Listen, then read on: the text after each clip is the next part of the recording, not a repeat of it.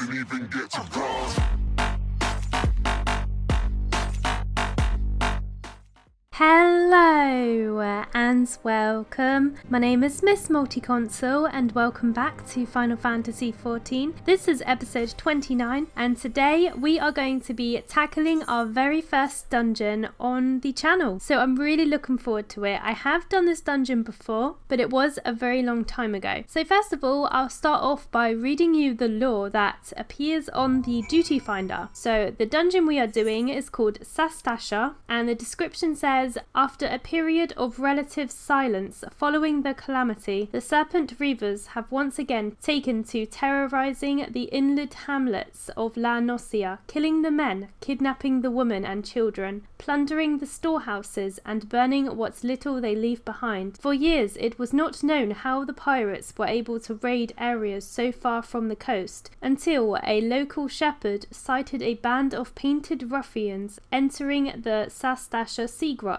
carrying large quantities of sacks and crates. Could it be that there is more to this cave than meets the eye? Dun dun dun! Mysterious! Anyhow, let's go. Let's do the dungeon. Here we go. So this dungeon is mostly about pirates and Sahagin, which are like seawater fishmen creatures. You'll see when we get in, you'll see there's a lot of different monsters that we will be fighting, and these dungeons can actually be quite long. Depending on the party that you are with, it can take up to half an hour even to finish these dungeons sometimes. So let's continue. These are the first enemies that you will encounter in the dungeon. We have a group of black bats, and as some of you may already know, I am playing as a archer. So my job is to DPS, kill the black bats and do as much damage as I possibly can to the bats so we can continue through the dungeon and, I don't know, get to some bosses and stuff. So yeah, as I've said before, I have done this dungeon, but it was a very long time ago since I did level another character to level 50, but it was years ago and I can't really remember much from it. All I know is that most dungeons have a strategy to them, so there's normally things that you have to do to continue through the dungeon, or things that will make it easier to fight the bosses and stuff like that. So this dungeon, I can't really remember what it is you need to do. I think there's something to do with colours or something like that, but I'm sure we'll work it out as we go through. You may notice that there is a timer on the right hand side. I'm not actually sure what happens when that timer runs out. See, there's Sastasha and then there's 88 minutes and it's slowly going down. I guess if that gets to 0 we fail, but I've never actually, because 88 minutes is a long time, you know. I have no idea what happens when that gets to the end. I'm assuming you fail. But yeah, pretty cool. It's telling us what we need to do on the side as well. It's saying that we need to activate the coral trigger. So that's our first objective in this instance. At the moment we're fighting bats again, so we're probably going to be fighting quite a few of these bats. One thing you may notice about this instance is it's very, very pretty. I think most of the dungeons are pretty and they have nice scenery and stuff, which is really awesome. They are dead now, okay. Okay, so now we are fighting cave Aurealias, which kind of look a little bit like jellyfish. Yeah, this whole dungeon kind of does look like you're in some kind of cave, killing all the sea creatures and underdwellers of the cave, which is really cool. This is just the very first dungeon, so I imagine that this dungeon is going to be very, very easy, but we will soon see. It's probably going to be quite easy because it's not going to be hard for the first dungeon, because then the new players would just get completely put off of the game and never play it again. Well, that's my theory anyway. But the diversity in this game is just crazy. I love it. It's just, there's so many different classes and so many different jobs. So when you pick your class, there's also jobs for that class, sometimes even 2 or 3 jobs. It's not just one job. There's loads of like class changes, if you know what I mean, so it's really cool. Okay, now we are fighting giant clams and they are like spawning these like weird little shade seekers. and I think until you defeat the clam, they will keep coming out, these little balls of fire. They die really easy, but they do spawn a lot of them, so you have to kill that clam so it stops the shade seekers. And oh, there's a treasure coffer here. It drops random loot to a random player, which is really cool. And most of the time it's like potions, like ethers, potions, eye drops, that kind of thing. Also in the Heavensward expansion pack, there were 3 new kind of job classes, whatever you want to call it, added, which were the Dark Knights, the Astrologian, and the Machinist. So I am actually, out of those 3, I'm really looking forward to playing as the Astrologian. Can't even say it.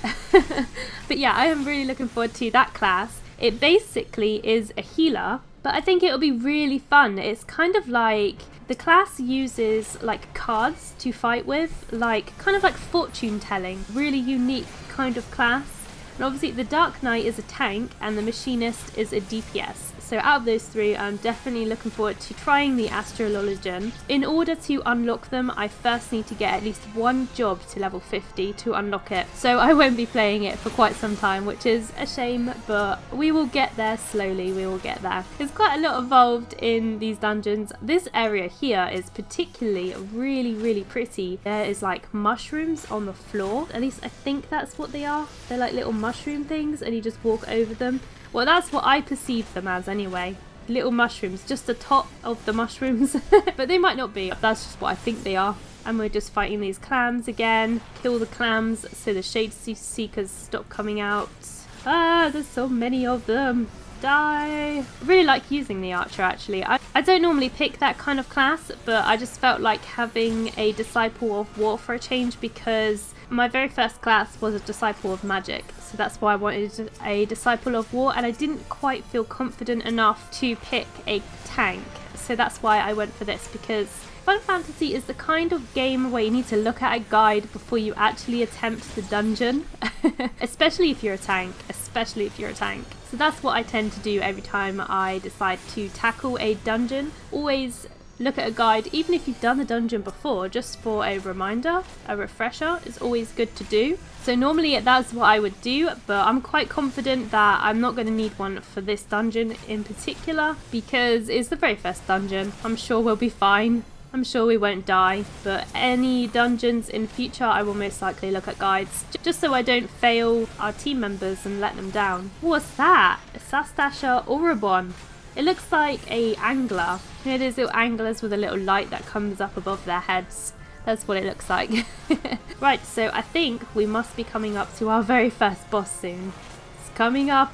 I know it is. Come on, die. Okay, there we go. There should be some pirate type monsters in here too, later on probably. One other thing that I really love about this game is that they kept the limit break thing in. That was always just, oh, that was so good. In Final Fantasy VII, when you could do your limit breaks, that was like one of the really cool things about that game. So it's really nice that they added that into this game. So you can do like a special kind of move when that blue bar at the top left gets full. You can do a special move. Most people do it on the bosses, make the bosses faster. So bosses can be a pain, especially if they spawn ads. So it's always good to use the limit breaks on the bosses. But as a starter player, I was always too scared to use the limit breaks, because I don't know, I think people get mad if you use it at the wrong time. So I tend to try not to use it myself and let other people do it. But I should probably practice doing it and get used to it a bit more. If you can see that purple line just to the left of us, that is how you know we are coming up to a boss. Normally that line represents a kind of wall, and if you start attacking the boss, that wall will go up and then no one will be able to cross through it. So all the party members need to be across that line and ready before you start attacking the boss, because it will close and then the other person left on the other side will not be able to help, basically. Okay, so we are now at the corals. You can see that there is a red coral, a blue coral and a green coral. Apparently somebody knew what the colour was, I think. Lucky, oh my god, they guessed. That's quite funny. Okay, so there is a note somewhere in this dungeon. I don't actually think I found it. No, I don't actually think we went to it, but there is a note somewhere in this dungeon that tells you the correct colour to press Funnily enough, my party members just chose to guess. That's quite funny. But yeah, the boss is here now and we are fighting Chopper. As you can see, here is a quirl. And also, if you press the wrong colour, you will have to fight a monster. Not the boss, but just a normal monster. And sometimes it even gives you debuffs. It like poisons you and does other horrible effects. So it's always good to make sure you pick the right one and don't guess like I did. Or I didn't, but my party did. Alright, he's almost dead. See, it's quite easy. It's just the first dungeon. It's just for a bit of fun. It's just to help you get used to dungeons, I suppose. Alright, so they normally drop stuff after you defeat a boss. Normally the stuff in the dungeon is pretty good if you are the lowest level. Like if you are the minimum level to enter the dungeon, normally everything that drops is better than your current equipment, but it depends. Like if you're like level 30 in this dungeon, obviously the gear is going to be rubbish for you. Alright, now we're fighting scurvy dogs. Yeah, someone just said there was a note at the start of the dungeon we forgot to look at. Yes, there was. We didn't even look at it. We just guessed. We are just hardcore.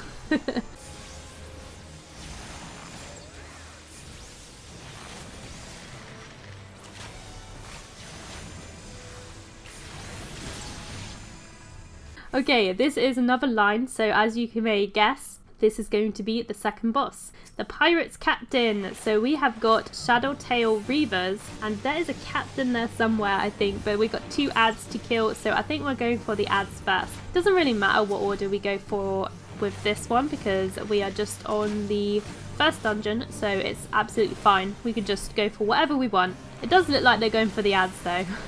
But yeah, the boss is called Captain Madison. As you can see here, he is saying something weird. Batten down the hatches, squawk. What?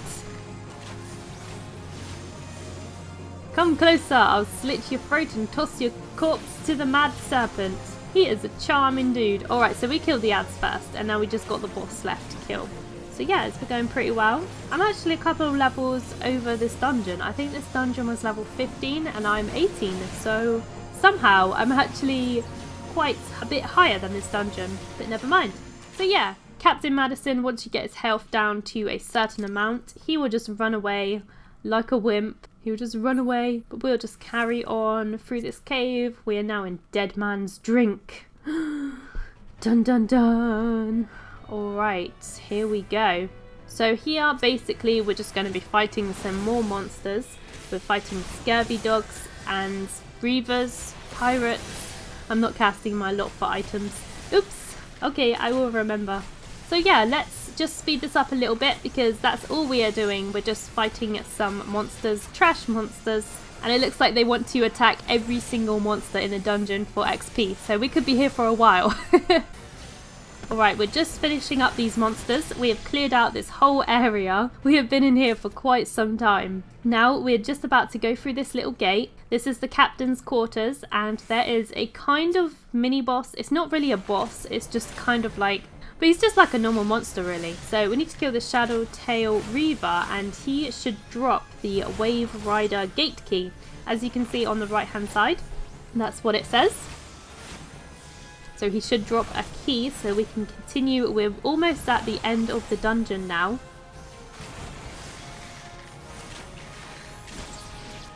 So there we go, we got the key, yay! Alright, let's carry on. Looks quite nice in there as well. I like it. I know, it feels quite cozy down here. Alright, so we just got some more little monsters here. And then we'll be using the key on the gate. And as you can see on the right hand side, we have done 4 out of the 5 objectives. And the last objective is to defeat Den the Orca-toothed.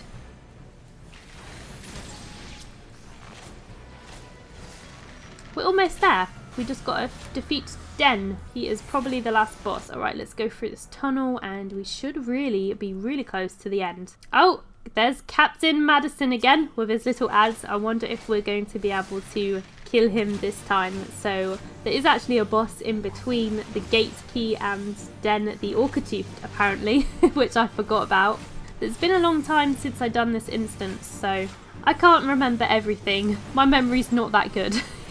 I wish it was. I love the battle music. Yeah, go team! I think the story for Final Fantasy XIV is actually really good once you actually get into it. I think when I played the very first time, I skipped most of it and just wanted to get on with the game and level up. Don't do that. Read the story because the story is actually really good, and since I've been doing it for my channel, I have been reading every bit of dialogue that has come up so that I can share more of the experience with you guys, and I've been learning a lot more about the story and it's been really fun so far and I've really enjoyed it. So yeah, always read the dialogue in MMOs like Neverwinter as well. I read the dialogue in that and the story on that's pretty decent. It's not as good as Final Fantasy, I don't think, in my personal opinion. That might just be because I've never really been into Dungeons and Dragons, so that might be why.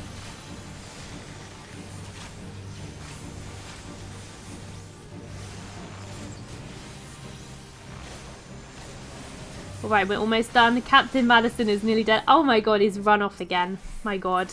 Can't you just die like a man? Okay, and we're just going to take this treasure coffer. The plundered cavalier's hat. Oh my god, I won it. Yay. Oh look, we got mapping the realm Sastasha, which means we have explored the entire dungeon. Okay, we got some trash monsters. That's what they call it, right? Trash monsters. Little monsters that have no significance. So we're just going to clean these up and continue and see what happens. Alright guys, these are the last monsters and I can see a purple line just in front of us.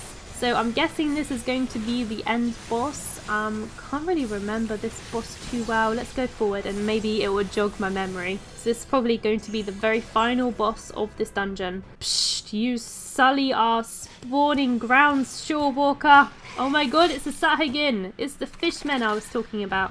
Right, let's do this. Psst, Finlish foes. Okay, apparently they're not worrying about strategy here. Just kill the boss, it will die before any problems. Okay, he is confident, but okay. Basically, we have these little unnatural ripples around the sides. You may notice them. What will happen is they will start bubbling and you need to go over to them and click on them, which will then stop the ads from spawning. So ads will pop out of these little grates and they will just keep coming out until you defeat the boss, but apparently we're not bothering with them. See them bubbling over there? The little monsters will come out in a second. But yeah, we're not bothering with them. Apparently we're just going for the boss. So okay, hardcore.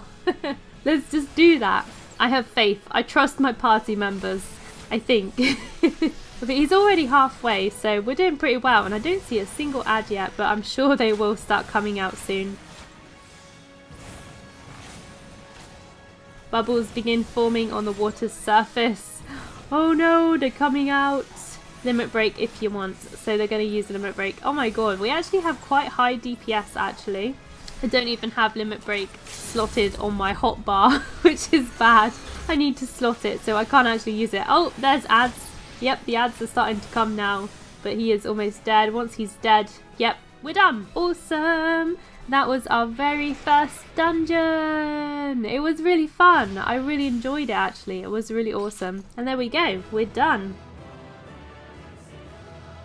Diddle-a-doo-doo-doo-doo-doo-doo. Oh yeah. Good job. Yay. Let's see what dropped. Oh, it's really good for me as well. Let's need it because I do need it.